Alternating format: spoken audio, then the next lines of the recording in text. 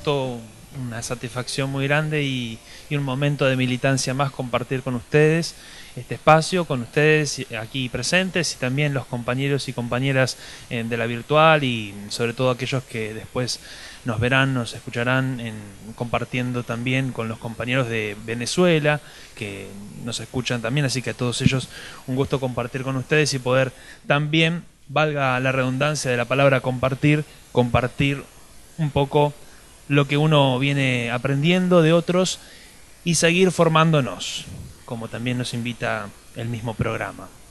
Bueno, la intención ante todo es comenzar con una pregunta un tanto provocadora que tiene que ver con esto que yo primero me pregunto como militante y que también se las lanzo a ustedes. Tiene que ver con preguntarnos por qué es necesario hoy, en este momento actual, formarnos más técnicamente desde el punto de vista de las políticas públicas en la parte de planificación. Pero ¿por qué nosotros como militantes, como dirigentes sociales, también en el espacio en el que estemos trabajando, ya sea estatal, ya sea en cualquier organización social, comunitaria, etcétera, por qué nosotros necesitamos hoy adquirir mayor capacidad para desempeñarnos técnicamente y saber planificar, saber formular proyectos, también saber criticar un diseño, una formulación de un proyecto que podamos empezar a hacer o acompañar, nos toque acompañar en algún momento. Entonces, tratando de responder a esta pregunta, por lo menos desde mi lugar, después haremos el momento del coloquio, del intercambio, del diálogo, se me ocurrió presentarles dos visiones en donde la planificación está presente, pero de un modo distinto, sobre todo por las circunstancias. Vamos a ver dos videos cortitos. El primero, les voy a pedir que nos situemos en 2001, la crisis fuerte que tuvimos, una crisis terriblemente económica, social, cultural, política, y el contexto social, socioeconómico en el cual estábamos inmersos en ese momento. En ese primer video les pido que nos situemos ahí. Y después que nos situemos en el momento actual, el presente. Bueno, para compartir entonces el primer video en función de esta pregunta. ¿Por qué hoy un dirigente social, un militante o alguien que trabaja en el espacio, en la política y en la formulación de políticas públicas, está llamado a seguir formándose y a desarrollar técnicas en lo que es la planificación? Bueno, mi nombre es Héctor García, soy maestro, me dicen el Toba. Yo soy hijo de un viejo gallego anarquista. Mi vieja era una paisana de origen Toba, de ahí el nombre que yo elegí, ¿no?, como nombre propio. A los 14 años, por diferencias con el viejo, me fui de casa. El viejo era un tipo duro, pero muy justo, ¿eh? ¿Sabés que una vez me dijo una cosa, mi viejo, que creo que fue lo que me marcó para el resto de la vida? Ningún trabajo deshonra al hombre. El primer laburo que tuve fue de auxiliar en un camping en Bariloche, en el cual me explotaron y supe lo que era la explotación real durante 3 meses. Me pagaban con la comida y la cama. Como diría mi viejo, lo único que me falta es viajar en globo. Y llegué a ser ciruja, o sea, trabajé de ciruja. En una época que no tenía laburo. Carlito, ¿cómo andás? O sea, esta zona está muy a trasmanos y tengo que tomar el tren, tomo 4 micros y bueno, son 2 horas y media de viaje. ¿Cómo anda, compa? Lucy. Bueno, los días que llueve es sencillo, ¿viste? Actuamos como los criollos, o sea, nos venimos en pata, nos sacamos las medias, los zapatos, venimos hasta acá caminando y vamos hasta acá, hasta el kiosco. Este es el kiosco de Doña Yoli. Acá es donde nos lavamos las patas, o sea... Estoy trabajando en una escuela de formación profesional en Liniers. justo al lado de San Cayetano, en una escuela de adultos. No llego a los 800 pesos por mes. Mi tarea en este lugar es yo coordino y soy responsable del área de formación profesional. Y para no perder la costumbre, o sea, los fines de semana tenemos 170 pibes más, ¿no? No, en mi casa. Bueno, entre otras cosas, le damos de comer.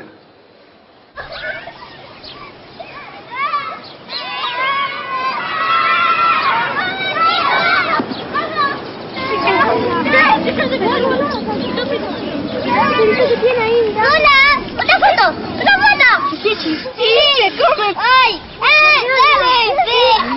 ¡Come negra! ¡La negra!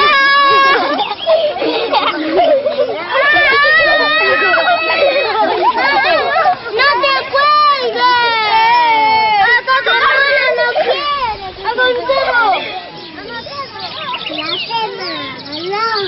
Vení, vagoneta. ¿Cuál es el living que usamos como depósito? De depósito, acá. Sí. Y acá tenemos la cocina. Y como ves que yo te explicaba, la cocina es una casa particular que la tratamos de que funcione como una cocina industrial. En realidad no da para mucho, pero bueno. Entramos a las 8 de la mañana y bueno, ahí discutimos lo que hacemos, vemos lo que tenemos y entre todos tratamos de elaborar una comida que salga rica, sustanciosa y que nos alcance para todos. Pero usamos muchas verduras, mucha zanahoria, mucho zapallo. Al principio era toda donada, pero ahora cuando no tenemos así puré, bueno, ahí es cuando hacemos pastel de polenta, ensalada de lenteja, con arroz, con zanahoria hervida. Este arroz con leche que están comiendo ahora está hecho con leche de soja. Este que están tomando ahora. ¿Cómo se les ocurrió hacer el comedor? Y con Mariela, que también es maestra, empezamos a ver, viste, las necesidades que había. Los changos no comían, porque los días de semana comían en el comedor de la escuela.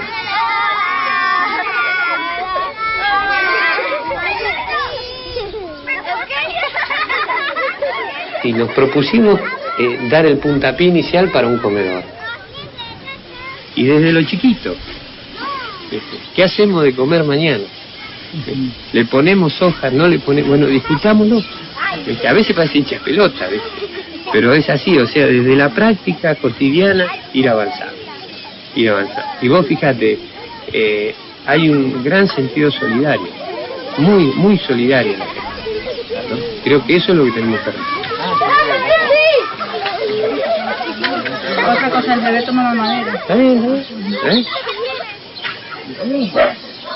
¿Cuántos tiene? Yo, 8, 9. Sí, uno no vive en Quilmes. Y está esperando hasta que no haga el equipo de fútbol, no paramos. Sí, pero hay alguien que me gana. Sí, no, acá tenemos varios que ganan. Varios que me ganan. Pero hay que quejarse antes, no después. Ahora ya es tarde. Sí, ya está. Ahora para que no quejan. No, pero está bien, dale, vamos. Bueno, entonces yo los dejo. Está bien, mandale la mamadera también. Esta señora tiene... El esposo está preso, ¿no?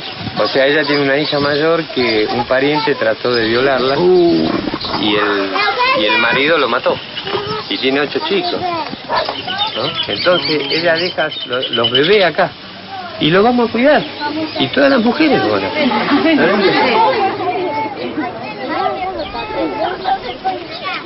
Somos lo que somos, ¿no? En realidad, por ahí sabemos lo que no queremos. Eso estamos seguros. Ahora, lo que queremos lo vamos a construir entre todos, ¿viste? Y de a poco. O sea, no creemos en recetas mágicas, ya estamos cansados de recetas mágicas, ¿no? Y creo que los vínculos son importantes. Por eso, que más que apelar a la posibilidad de que nos den una mano material, lo que sí les pedimos es que estén con nosotros, que acompáñennos.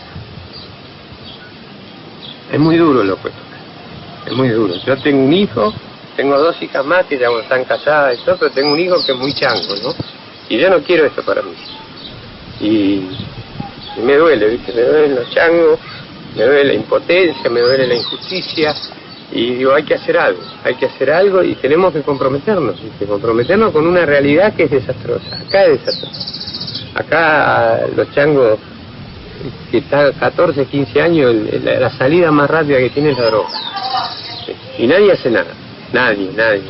No hay, el Estado no existe acá. Vos ves, no hay policía, no tenemos médicos, no podemos tener un teléfono para llamar a un médico. Y tenemos una educación de mierda, autoritaria, es degradante para los pibes, ¿no? Yo no bajo los brazos, o sea, muchas veces sentí que nos habían derrotado, ¿no? Pero sabes que pensándolo, no, yo no estoy derrotado y nuestro pueblo no está derrotado. Estamos pasando un proceso de resistencia. Hay ríos subterráneos, ¿no? que están gestando algo nuevo, algo diferente. Muy bien. Entonces, situándonos en el contexto de la crisis del 2001, veíamos recién este video y ahora parece que esos ríos subterráneos de los que se hablaba en ese momento fueron germinando, fueron dando vida, fueron en el camino haciendo crecer diversas plantitas. Bueno, vamos a ver qué es lo que pasa hoy en esta línea, en este sentido de poder planificar desde abajo, desde la militancia social también, desde la construcción social.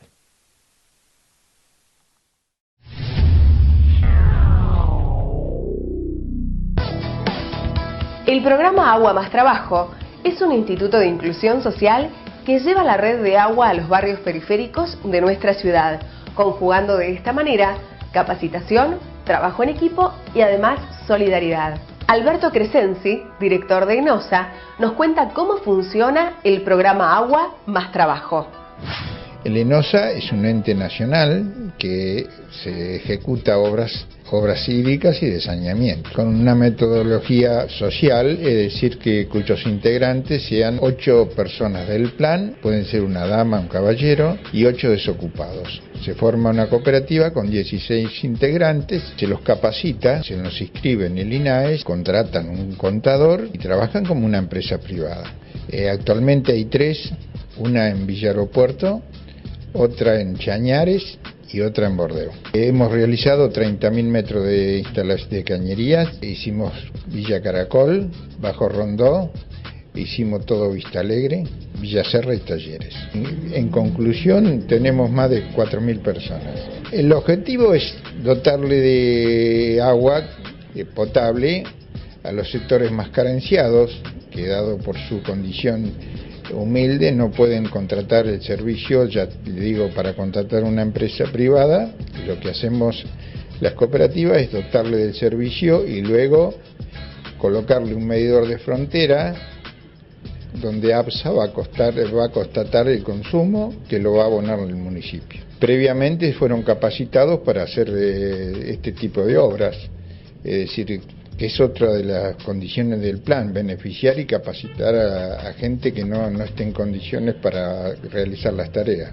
Hay mujeres, una es presidente de una de las cooperativas que está en Aeropuerto, que es Mabel Arrieta, la cual lleva su cooperativa muy bien. Hemos cumplido un año. Sin duda que la idea es de dotar el 100% de agua potable a toda Bahía Blanca, y luego ya está en planes de hacer. Esto es Agua más Trabajo y luego Cloacas más Trabajo. Ya tenemos en carpeta, es decir, todo el sector de Villanocito, el cual va a ser la primera obra que vamos a realizar.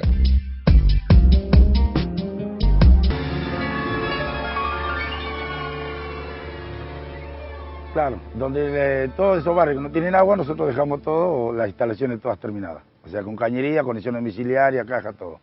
Claro, agarramos una cuadra y todo escarbamos hasta que terminamos, después encañamos todos juntos y tapamos todos juntos.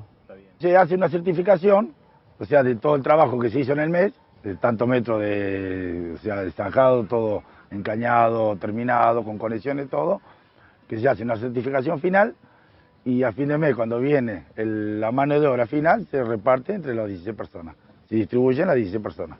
Todo igual. Sí, todo igual, lo que corresponde el sueldo para cada uno y lo que sobra queda para gastos generales, lo que hay que comprar, y si no hay que comprar nada se reparte la plata entre todos los compañeros.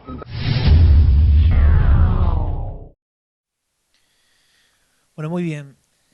La intención era comparar que estamos en un momento de un clivaje, de una articulación absolutamente distinta que tiene que ver con el protagonismo de una articulación entre el Estado y el pueblo y la sociedad civil. Algo que no es menor si nosotros queremos empezar a pensar en planificación. Vieron que todos pensamos en planificación, en todos los momentos de la vida pensamos en planificación. No es lo mismo planificar para transformar la realidad social cuando el Estado no está presente que cuando el Estado es aquel que justamente toma la batuta, impulsa, también escucha, también y sobre todo escucha la realidad social, se compromete y trata justamente a partir de esa articulación de modificarla. En esa articulación es donde, por lo menos para mí, la pregunta que inicié de por qué es necesario para nosotros como militantes, como dirigentes sociales, formarnos técnicamente en la planificación, es ahí donde encuentra su respuesta. Es decir, no estamos en la misma situación en donde es necesario salir adelante como se pueda.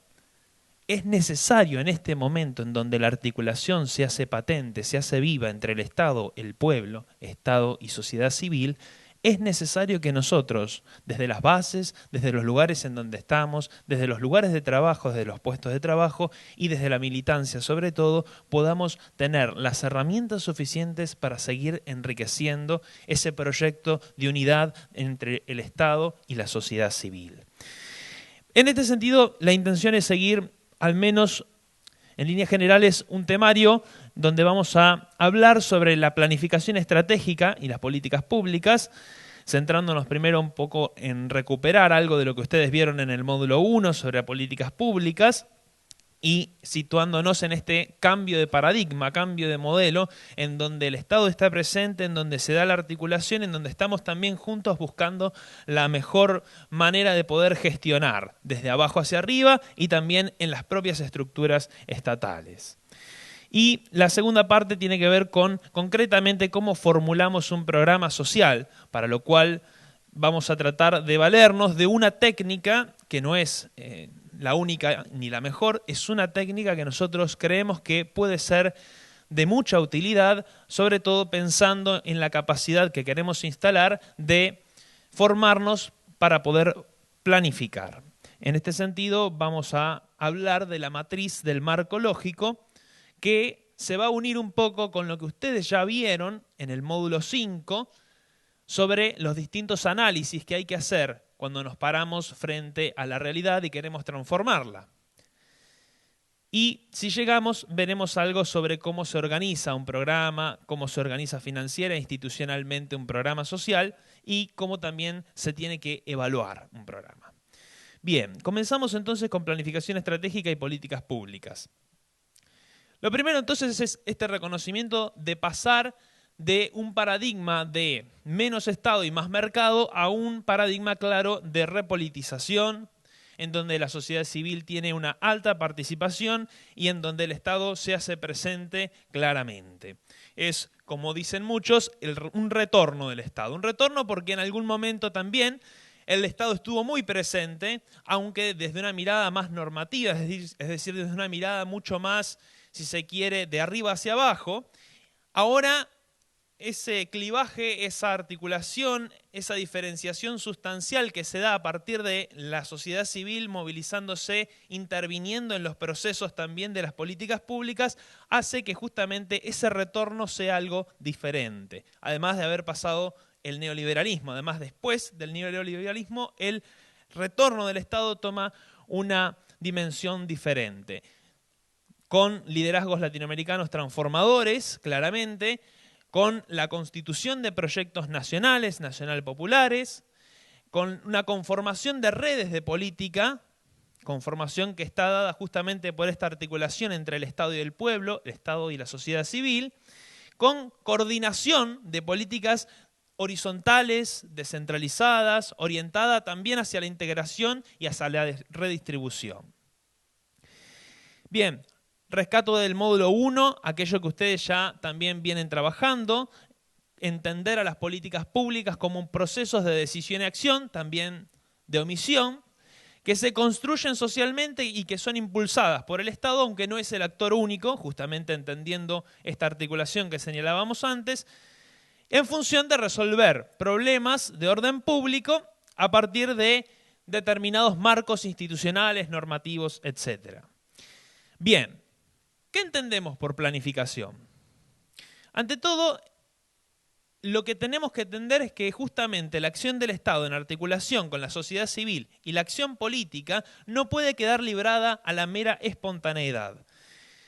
Pero tampoco podemos calcular absolutamente todo, tampoco podemos planificar absolutamente lo que va a pasar de acá a 5 años. Entonces tenemos que tener una serie de cálculos, una serie de caminos, de alternativas, contemplando lo que podría llegar a pasar, pero sabiendo que tenemos que lidiar con la incertidumbre. Es cierto que necesitamos un plan, que necesitamos un proyecto, que necesitamos programas concretos, proyectos sociales. Pero cuando uno inicia un proyecto social, cuando uno inicia un programa, y mucho más cuando estamos hablando de proyectos nacionales, no tiene absolutamente la certeza de todo lo que va a suceder o de lo que podría llegar a suceder. Por lo cual es necesario entender a la planificación, nosotros lo proponemos desde Matus, quien dice que la planificación es un cálculo que precede y preside la acción. ¿Qué quiere decir? Que yo empiezo planificando y esa planificación es anterior a la realización del proyecto, pero en el transcurso, en la implementación de ese proyecto, esa planificación tiene que presidir y tiene que ir modificándose a sí misma a partir de lo que la realidad y las necesidades y las demandas propias que va viviendo ese camino, ese proyecto, esas alternativas de solución a un problema, va imponiendo. Es decir, la misma demanda, la misma necesidad va imponiendo un camino en el cual la planificación tiene que presidir, pero también estar atenta a que tiene que lidiar con la incertidumbre. Es decir, unir, en definitiva, la política y la técnica. Sí es claro que no hay plan sin líder y no hay líder sin plan. Por lo cual, la implicancia de un liderazgo fuerte y también la implicancia de un desarrollo técnico que nos ayude a poder mirar hacia adelante con cierta claridad y teniendo objetivos concretos son imprescindibles. Nosotros entendemos a la planificación como lo estratégico y como lo situacional, desde lo estratégico y desde lo situacional. Bueno, la estrategia es un término un tanto bélico, ¿no? Es decir, del estrategos, del general, de aquel que piensa hacia dónde tiene que ir, y lo situacional, que tiene que ver justamente con el anclaje contextual, con el contexto, con el lugar, con el territorio, con el desde dónde y con el hacia dónde.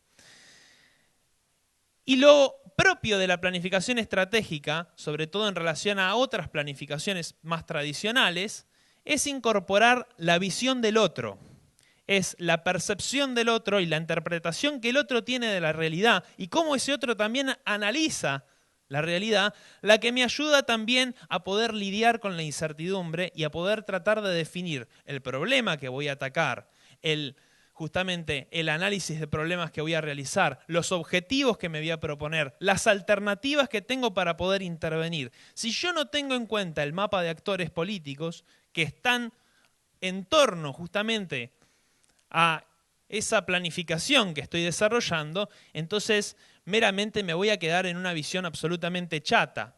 La planificación estratégica situacional justamente incorpora esta visión del otro y el análisis con el otro. Instala la necesidad de un cálculo interactivo permanente, esto que decíamos, ¿no? Es decir, bueno, ese cálculo que precede y preside la acción, pero que está en permanente modificación y preguntándose si el camino es ese constantemente. Porque a lo mejor en el camino descubro que de repente ciertas necesidades, ciertos problemas, ciertas cuestiones que había enfocado de una determinada manera van tomando otro rumbo o van planteando alternativas distintas. Entonces tengo que estar permanentemente en relación, tengo que estar con los oídos parados, es un cálculo interactivo. Después es importante contemplar para Matus un triple vértice, un triángulo. Matus dice, es necesario el proyecto de gobierno, la gobernabilidad del sistema y la capacidad de gobierno. Es El proyecto, por supuesto, los objetivos estratégicos, el hacia dónde, ¿no es cierto?, el horizonte al cual se tiende. La gobernabilidad del sistema es saber hasta dónde podemos obrar. Quizás hasta aquí, quizás hasta allá, tenemos límites. Y la capacidad de gobierno, las técnicas, la incorporación de capacidades humanas que puedan llevar adelante, que puedan hacer efectivo ese proyecto de gobierno. Pero atenti, porque Matus dice una cuestión muy interesante. Este triángulo de gobierno no es que nosotros lo planificamos y otros no lo tienen. Es decir, no es que nosotros tenemos el triángulo como planificadores y otros no. No es que el gobierno como único actor o que el Estado como único actor es el que justamente posee el triángulo y otros no. Cada actor tiene su propio triángulo. Cada actor también tiene una mirada, un objetivo, un horizonte, tiene también el hasta dónde puede moverse y tiene también ciertas capacidades instaladas.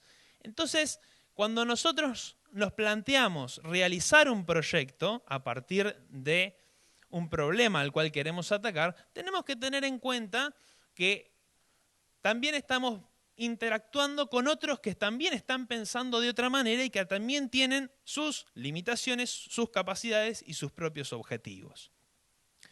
Y Matus piensa la planificación en 4 momentos. ¿Por qué lo llama momentos y no lo llama meramente etapas?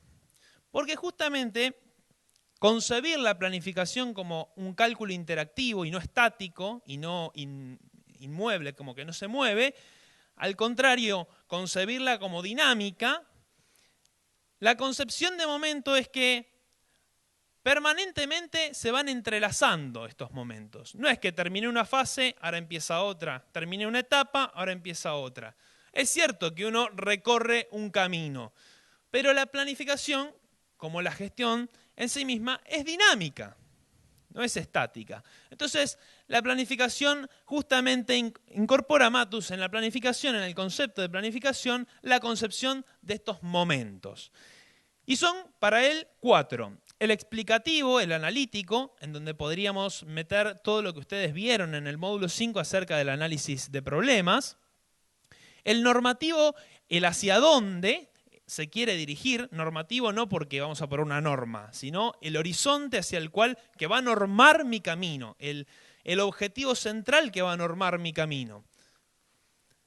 El estratégico propiamente dicho y el táctico operativo en donde yo ya estoy diseñando justamente esas alternativas, las voy a poner en acto. Estos momentos van permanentemente acompañando toda la planificación. Otra cuestión a tener en cuenta, rápidamente le explico, son los niveles de planificación. Hay que interactuar entre lo directivo y entre lo operativo. La planificación directiva tiene que ver más justamente con la conducción política y la operativa tiene que ver más con la programación, con aquello que se va dando más a corto y mediano plazo. Los niveles de conducción política miran el hacia dónde de una manera más global y a largo plazo. Los niveles más bien operativos están mirando la programación en lo cotidiano de la realización, en la implementación de un programa, de un proyecto y a mediano y corto plazo. Hay que articular estas dos, no pueden estar separadas. También pasa al interior de un propio programa, también está la parte más de conducción y la parte más operativa. En el propio programa también tenemos que articular estos niveles de planificación. Bien, ¿cómo formulamos un programa social? Recupero algunas cuestiones ya dichas del módulo 1 y del módulo 5 y incorporo esto que justamente estábamos viendo de la concepción de planificación. En el ciclo de las políticas públicas, que ustedes lo tienen y ya lo han trabajado, justamente ahí es donde entra este cálculo interactivo que precede y preside la acción.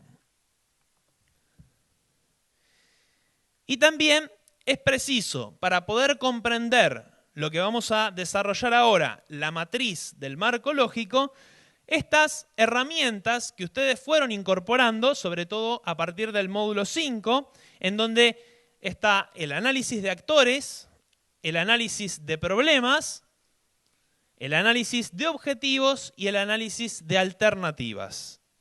A lo mejor no lo trabajaron exactamente con estas mismas palabras, lo fueron trabajando y desarrollando de distintas maneras, pero permanentemente uno tiene que tener un mapa político si quiere formular un proyecto, si quiere intervenir en la realidad, si quiere transformar esa realidad, tengo que tener un mapa de donde estoy parado, con quiénes estoy actuando, cuál es el mapa de actores que se me presentan, qué están pensando, cuáles son sus intereses, cuáles son sus recursos, qué posibilidades de interacción, de alianza tenemos. Un análisis de problemas, bueno, a ver, tenemos un montón de problemas y además están definidos todos de manera un tanto bruta. Bueno, vamos a focalizar, vamos a ver qué podemos resolver, cómo lo podemos resolver. Hacemos un análisis de problemas, con el árbol de problemas. Después, en función de eso, construimos objetivos, el árbol de objetivos. Y en función de ello, pensamos cuáles son las vías, las alternativas, los caminos posibles para poder intervenir en la realidad.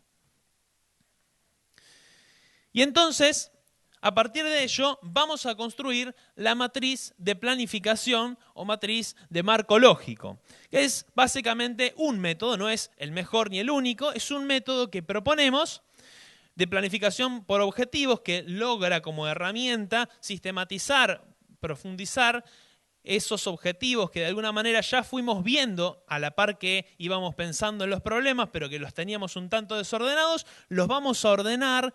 Vamos a tratar de ver cómo vamos a medir la realización de esos objetivos que nos queremos proponer para poder implementar un programa y vamos a medir hasta dónde, cuáles son nuestros límites y en función de eso es una herramienta que nos ayuda a poder ordenar sobre todo esos objetivos. Bien, yo propongo como 4 ítems que nos ayudan en la construcción, en la elaboración de esta matriz. Por un lado, confeccionar la estructura analítica de un proyecto. Todo esto lo tienen en el módulo y también para los que les interese, en la caja de herramientas está la posibilidad de tener la comparación y la ayuda o la complementariedad de otro método que es el método Altadir de planificación popular. En este caso nos limitamos por el tiempo a la matriz del marco lógico. Entonces, el primer paso sería confeccionar la estructura analítica del proyecto, después la ubicación de esa estructura en forma de resumen narrativo de los objetivos, luego la construcción de indicadores, ahora vamos a ver qué es un indicador, y de cómo lo verifico, de los medios de verificación, y la identificación de los supuestos y riesgos. En primer término, entonces, construir esta estructura analítica de un proyecto. Tenemos como 4 grupos de objetivos, actividades.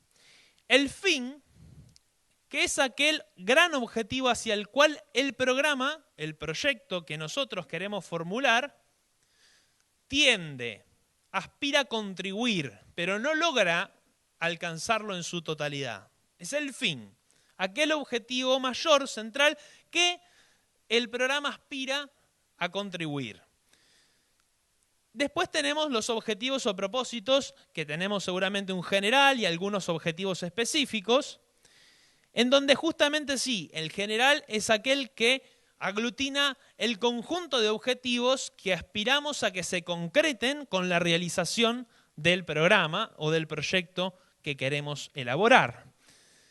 Luego tenemos los productos o también llamados componentes, que básicamente son los bienes y servicios que va a proveer ese proyecto, ese programa, y que están en directa relación con los objetivos.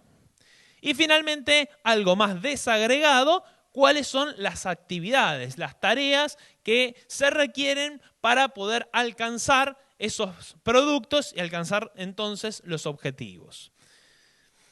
Una vez construidos el fin, los objetivos, los productos y las actividades, paso a agruparlos en este resumen narrativo de objetivos.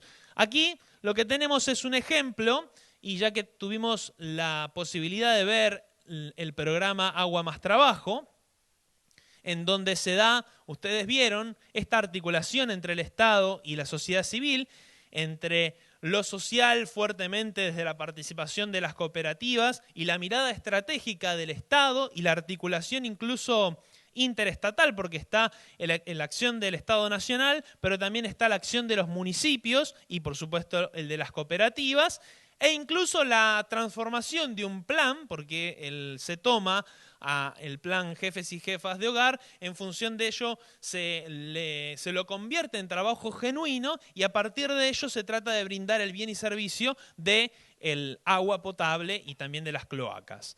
En ese sentido, como ejemplo, les queda también, ahí lo van a tener y después lo podrán seguramente trabajar, el fin sería proveer de agua potable y cloacas a todas las ciudades de la provincia de Buenos Aires a fin de eliminar las enfermedades de orden hídrico-sanitarias, a la par que se genera trabajo genuino para los y las desocupados, desocupadas de cada ciudad. ¿Ven? Que el fin es recontra ambicioso, pero es aquel objetivo grande al cual se tiende, ¿no? Es aquel horizonte que tenemos que tener presente. En cambio, si uno lee el objetivo general, esto es ad hoc, ¿no? Es armado por mí, así que tómenlo con pinzas, no es que el que diseñó el plan Agua más Trabajo lo hizo, y tampoco se lo muestren por si acaso si alguno lo conoce, pero el objetivo general sería ampliar la cobertura del servicio básico de agua potable por red en las áreas castigadas de la provincia de Buenos Aires, proveyendo de infraestructura y generando puestos genuinos de trabajo con cooperativas formadas por los destinatarios del plan Jefes y Jefas de Hogar en el periodo que va de 2007 a 2011. Fíjense, es grande, es largo el objetivo, pero condensa lo que se quiere alcanzar concretamente, cómo se lo quiere alcanzar uniendo también este plan Jefes y Jefas de Hogar, el tiempo en el cual justamente se lo piensa, e incluso dentro están ya los bienes y servicios, los productos que después vamos a especificar. De este gran objetivo general que sí se piensa llegar a alcanzar, surgen algunos objetivos específicos. Aquí yo simplemente propongo un ejemplo. Este objetivo específico, organizar las cooperativas de trabajo brindando una capacitación efectiva para la construcción de redes de agua potable. ¿Ven? Que es algo mucho más específico dentro de lo general. Es decir, vamos de algo más general a lo particular. Cuesta a veces esto, cuesta hacer este ejercicio, sobre todo a nosotros que somos, me incluyo fuertemente, militantes y dirigentes sociales. Este ejercicio de redacción fuerte no es fácil. Y imagínense lo que es en una institución grande pensar objetivos. Es difícil, no es fácil redactarlos. Pero este ejercicio nos ayuda también a tener esta capacidad de ser interactivos, de no estar estancados y de no recibir cosas de arriba estandarizadas, ¿no? A ver si, porque les digo que el marco lógico también fue un poco impuesto por distintos organismos laterales de crédito internacionales. Bueno, nosotros no lo tomamos desde esa perspectiva. Nosotros lo agarramos, lo hacemos flexible y lo entendemos desde nuestra propia realidad. Para que eso sea también flexible, pero que a la vez tenga un componente técnico de transformación de la realidad, tenemos que hacer este ejercicio de incorporar y hacer un esfuerzo fuerte realmente por crecer en la capacidad de poder definir mejor. Bien, de este objetivo específico podría haber estos productos: conformación de las cooperativas de trabajo con reconocimiento del INAES y capacitación teórico-práctica de las cooperativas. Son productos, es decir, bienes y servicios concretos que se ofrecen. ¿Se dan cuenta? Es un camino que vamos de lo general a lo particular. ¿Y qué actividades se requieren para esto? Conformar equipos de 16 integrantes, que serían las cooperativas, para que sean reconocidas por el ente que es el INAES, quien reconoce las cooperativas. Registrar legalmente las cooperativas, justamente en el INAES, establecer un programa pedagógico teórico práctico y seleccionar docentes, establecer los espacios. Son todas actividades, tareas, en función de lo cual yo aspiro a conseguir, a generar estos productos y por lo tanto alcanzar los objetivos. Esto les queda. Tienen en el material otro ejemplo también que les puede servir. La idea es que puedan seguir trabajando seguramente con ello. Bien. Luego tenemos la construcción de indicadores y la identificación de medios de verificación. ¿Qué es un indicador? Básicamente es un signo, una señal que me permite observar, que me permite registrar cómo va el avance, cómo se van alcanzando los resultados y en función de eso poder medir cómo va ese avance. Algunos indicadores pueden ser más cuantitativos, numéricos, y otros más cualitativos. Un ejemplo de un indicador cuantitativo, la cantidad de cooperativas inscritas. O sea, si yo aspiro a que se inscriban en tal municipio 200 cooperativas. Bueno, ese es el indicador a alcanzar. Entonces, ¿cuántas cooperativas se inscribieron en ese plazo? En el plazo de realización del proyecto, del programa. O en el medio. Puedo medir, puedo tener estrategias para poder medir. Entonces, si vamos muy mal, si aspiramos a 200, son 6 meses para poder llegar a esas 200 cooperativas y van 4 meses y solamente tenemos 50, voy a medir, eso me da la pauta para que tenga que agilizar, tenga que políticamente mover para poder alcanzar ese objetivo. El indicador sirve para poder también visualizar, medir, pero en función de tomar decisiones al respecto.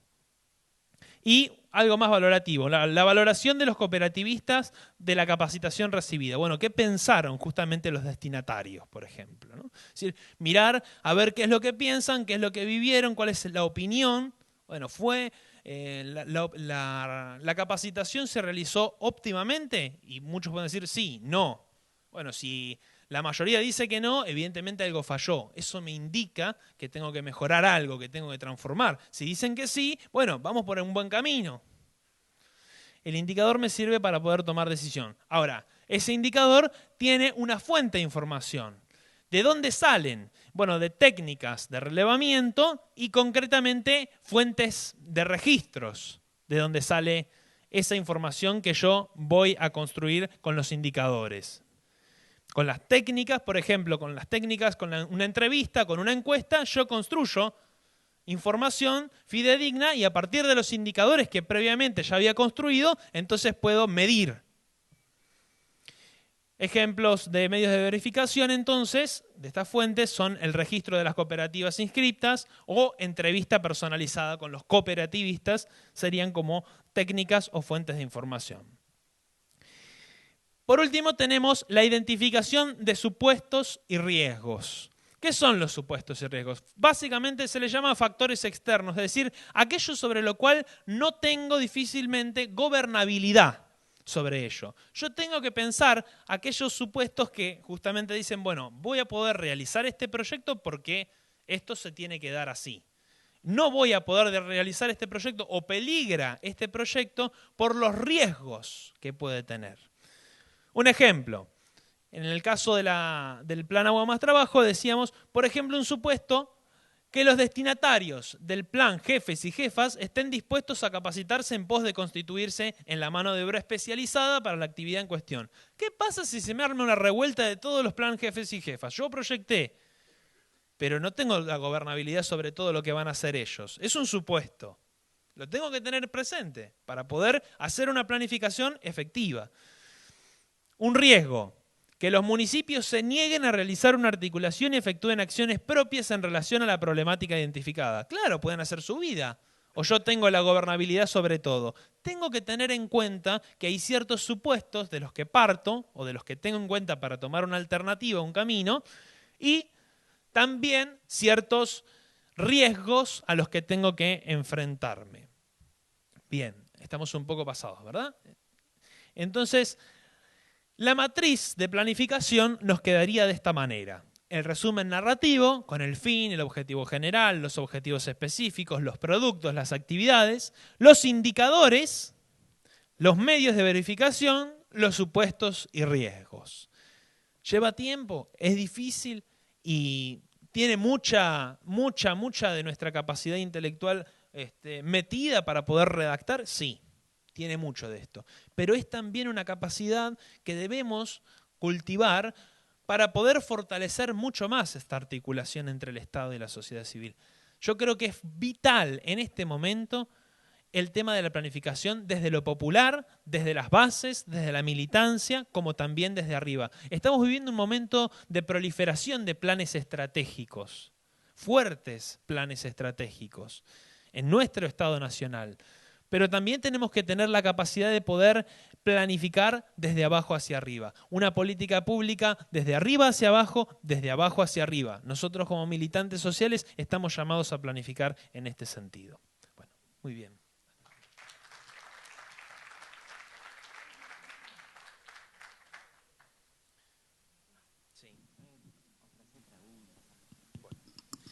Bueno, hay algunos temas que yo dejé pendientes porque me parecía rico poder compartir la parte de las preguntas y hasta aquí me parece que era lo central del módulo. Ustedes tienen más ahí, así que si quieren preguntas...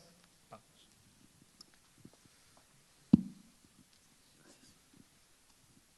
Hola, buenas noches. Mi nombre es Nicolás y te quería preguntar, ya que hablaste de los supuestos y los riesgos, si no crees que sería conveniente dentro de la matriz del marco lógico, cuando hablas de la estructura analítica de un proyecto y un paso previo a la matriz de planificación, si no sería necesario la inclusión de una matriz FODA, porque eso me daría una perspectiva un poco más amplia en cuanto a lo territorial, en cuanto a lo regional y en cuanto a esos supuestos y riesgos que vos decís antes de justamente hacer la evaluación y sacar las actividades. Gracias. Bueno, está buena la pregunta. A mí me parece que ustedes vieron que este módulo, el módulo 9, se entiende sobre todo en términos prácticos en relación con el módulo 5. Ustedes vieron, por eso toda la parte del módulo 5 la expliqué rápido.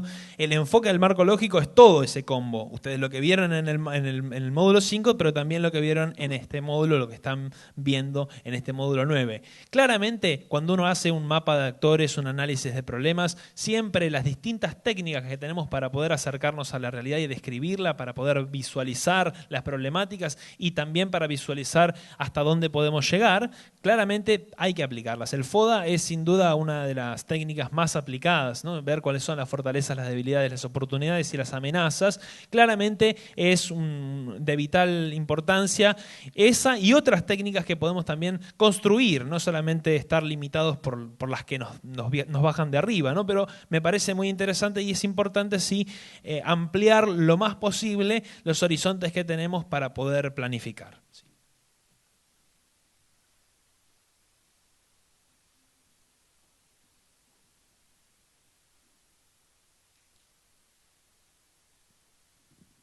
¿Otra pregunta? ¿Nadie?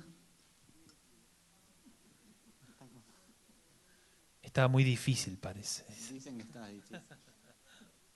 ¿Está muy claro? ¿Está muy claro o está muy difícil?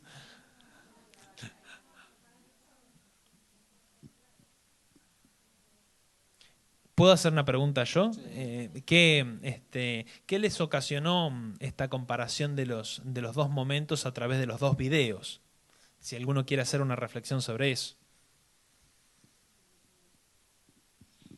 Bueno, a mí particularmente, mi nombre es Karina, soy de Ellas Hacen y a mí particularmente como militante social me llegó muy de cerca el antes y el después y pese a que tenemos una política social bastante fuerte y para mí parecer es la que yo quiero para mis hijas, lo seguimos luchando en los barrios. Porque a veces hay políticas muy buenas como las de este gobierno, pero están en manos de personas que no llegan a donde tienen que llegar. Te hablo con conocimiento de causa porque tengo un merendero con 45 pibes y seguimos luchando. Y hay casos de violencia de género, que hay una política social muy bien instalada. En el caso de nuestro municipio, está todo muy lindo, muy lindas las paredes pintadas, ni una menos, pero... nosotros particularmente tenemos un sueño con mi compañera y es llegar a poder tener un refugio en Lanús.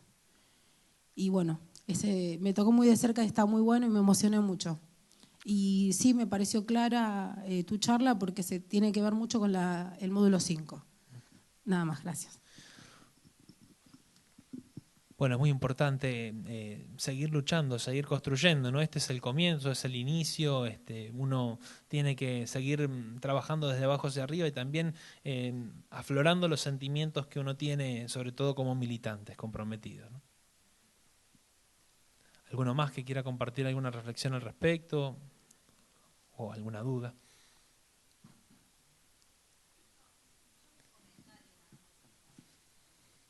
Parece como para también aportar es que lo que a veces parece como muy intelectual o muy difícil de hacer, que son grandes programas, grandes proyectos, que cada uno de nosotros y nosotras en nuestros propios lugares de construcción colectiva, en otra escala, tenemos que hacer ese ejercicio, que es una escala quizás más chica, cuando pensamos una actividad, cuando pensamos no sé, desde una fiesta para recaudar fondos, una colecta porque se inundó un barrio, también usamos ese pensamiento que es de planificación y de indicadores, de objetivos, de cómo llegar con los recursos, que sin darnos cuenta estamos planificando y estamos también construyendo esta solidez en política pública, en planes, programas, en otra escala, pero que lo hacemos y es una práctica que a veces es inconsciente, que uno lleva adentro, digamos. Sí, claramente, bueno, ustedes fíjense, ¿no? El maestro Toba, la intención también era mostrar que hay planificación antes. No es que no había planificación porque el Estado sí, siempre hay planificación. Nosotros planificamos permanentemente. Quizás no estructuramos a través de una matriz lo que nos proponemos. Bueno, la intención es justamente poder adquirir técnicas que nos ayuden a mejorar lo que hacemos y a mejorar los sueños que tenemos, en función de eso poder realizarlos. Ahora, la realidad implica que justamente la articulación nos encuentre un poco más capacitados, con capacidades asumidas para poder hacerle frente a ello, ¿no? Acá. Bueno, mi nombre es Florencia y nada, simplemente aportar algo que me parece demasiado importante, que es, como bien vos marcaste ahí, la definición del fin, ¿no? Que es, digamos, más que un objetivo general, es como el horizonte o el proyecto, o sea, el largo plazo a lo que uno quiere llegar. Que por ahí no se puede cumplir, pero es a lo que uno siempre desea llegar. Por ahí es un poco utópico, por ahí a veces es más objetivo, pero veo mucho, por ejemplo, en los comedores, o como bien dijo la compañera acá, que, por ejemplo, las colectas para una inundación o cosas así, ¿no? Que a veces el objetivo de esos proyectos están marcados muy a corto plazo. Por ejemplo, a ver si me puedo explicar bien, un comedor, a veces el objetivo es dar comida a los niños, que está muy bien, pero ese debería ser el objetivo a corto plazo. El de a largo plazo sería que no existan los comedores para que los chicos puedan autoabastecerse y ser autosuficientes y conseguir el trabajo y bla, bla, bla, lo que ya sabemos. Pero bueno, veo mucho eso y que a veces no están muy claros los objetivos. A veces es como siempre ir, en vez de subir, quedarnos ahí estancados. No sé cómo explicarlo, no es la mediocridad, sino estar en un nivel de alcanzamos objetivos a corto plazo y nos quedamos ahí, en vez de seguir avanzando para poder lograr los objetivos a largo plazo, que son los más importantes, para que hayan cambios verdaderamente profundos. Sí, es muy real, digamos, a veces los objetivos no están del todo claros y a veces hay que reformularlos en la misma práctica cotidiana, ¿no? Por esto decíamos que la planificación tiene que permanentemente estar repensándose y redefiniéndose.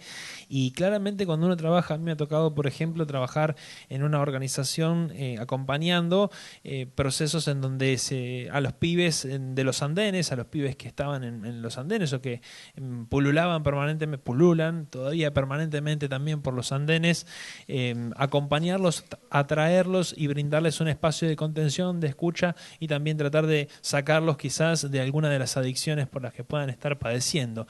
Y en ese momento pasamos como 2 o 3 momentos. La verdad que el primer objetivo era ir, acercarse y conocerlos y atraerlos.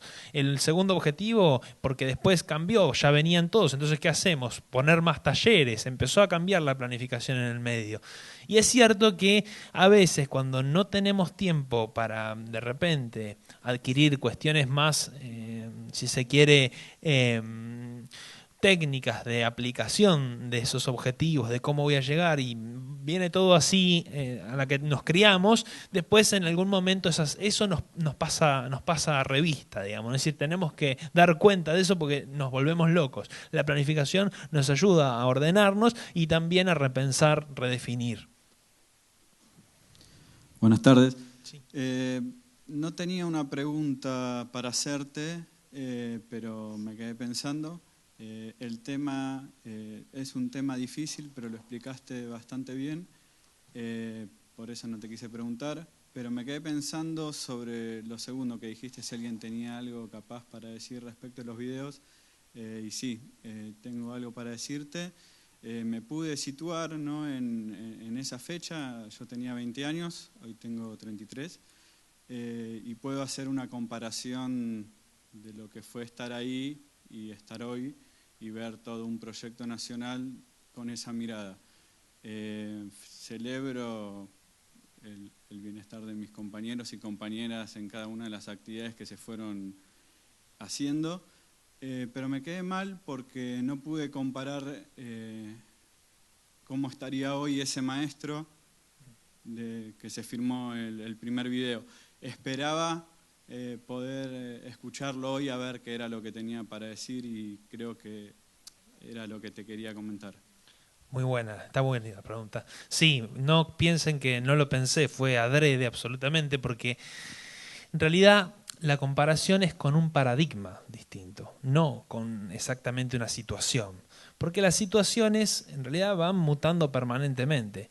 La intención de poder visualizar un paradigma distinto que hoy tenemos, en virtud de eso, en virtud de un proyecto nacional, tenemos un paradigma distinto y de abordaje distinto de la realidad, no quiere decir que hayamos solucionado todos los problemas absolutamente para nada, ni que absolutamente todos estén mejor que antes. Es decir, tenemos un arduo camino por delante y lo mejor está por venir. Entonces, la intención no es comparar lo de antes y lo de ahora en absolutamente todos los indicadores y todas las situaciones, sino visualizar, poder ver más allá de lo que de repente nos vendería cualquier medio, en donde, bueno, los indicadores sociales de pobreza son los mismos, ¿no? Pero no hemos crecido, no hemos caminado nada, no hemos conjugado ideas, no podemos hacer política hoy, no se ha transformado la realidad de muchas personas, y no solamente la de las personas, sino también la visión de trabajar en conjunto con otros y de transformar la realidad. Entonces, la comparación estaba puesta en el paradigma, es decir, donde el Estado no estaba y donde no nos hacíamos cargo, ahora sí hay una intención clara de articulación y de transformación de la realidad y de utilización también de una planificación compartida para poder aplicar el proceso de las políticas públicas y transformar entonces la realidad. Ahí va. Pero podemos buscarlo al maestro Toba. Yo lo conozco al maestro Toba, es un tipo interesante. Hace mucho que no lo veo, no sé cómo estará ahora, pero interesante.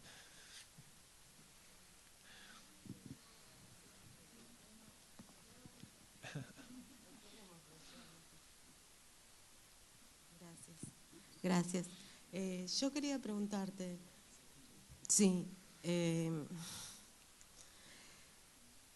se mencionan en lo que fue 2001 y lo que es hoy, comparando con la compañera que habla de Ellas Hacen. 2001, claramente un estado disminuido, donde no estaba presente, pero también tenemos una historia antes, ¿no?, donde teníamos unos sueldos, unas luchas sociales, donde había movimientos.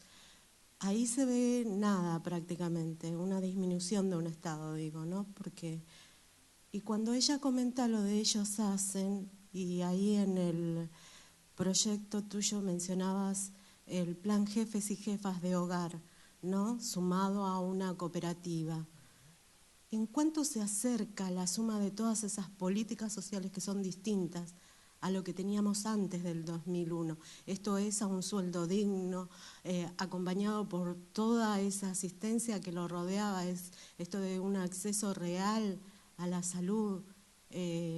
Me quedé más pensando en eso y me salí un poquito de lo que usted explicaba con respecto a cómo se realiza un proyecto. Me quedé más pensando a partir de la pregunta tuya o la propuesta tuya de reflexionar, ¿no? Me parece que esa es me estoy preguntando eso, no sé si cabe. Bueno, la verdad Gracias. es que sí. Yo creo que la realidad ha sido transformada fuertemente. No quiere decir que hayamos superado todos los problemas como decíamos antes. Sin embargo, me parece que hay puntos de avance muy claros.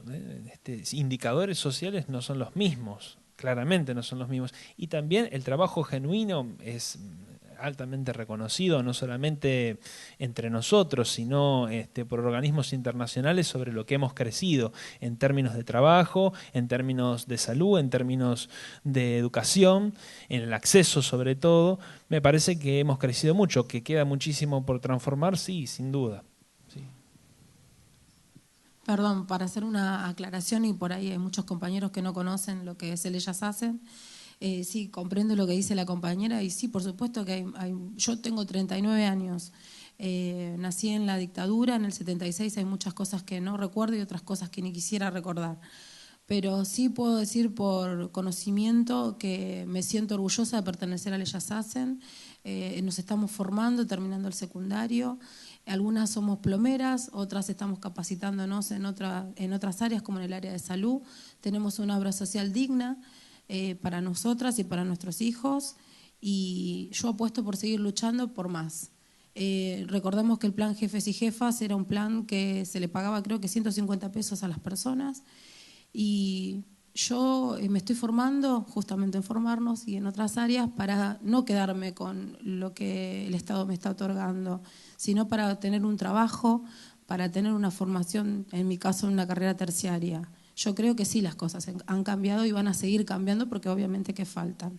Simplemente eso.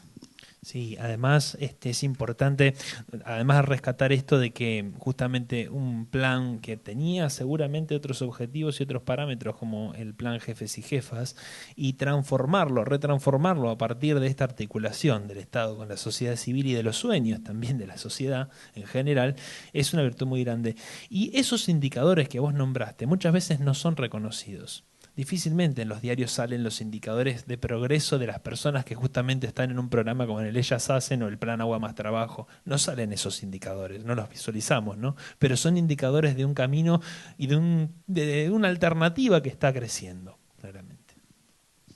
Mati, ya no hay más tiempo, así que te dejo la palabra para que hagas un cierre y nos vamos al taller. Bueno, yo creo que en lo personal soy un apasionado también por la planificación, sobre todo la planificación desde las bases y traté de transmitirles, de compartirles algo sobre mi pasión por la planificación y sobre todo por la planificación desde abajo hacia arriba. Y en lo personal quiero agradecerles por compartir este programa, sobre todo porque bueno, es un programa que nos hermana en la lucha, en la formación y en la posibilidad de transformar la realidad, de mejorar nuestra vida y la vida de otros, que sobre todo eso es lo que nos hace felices. Así que nada, muchas gracias.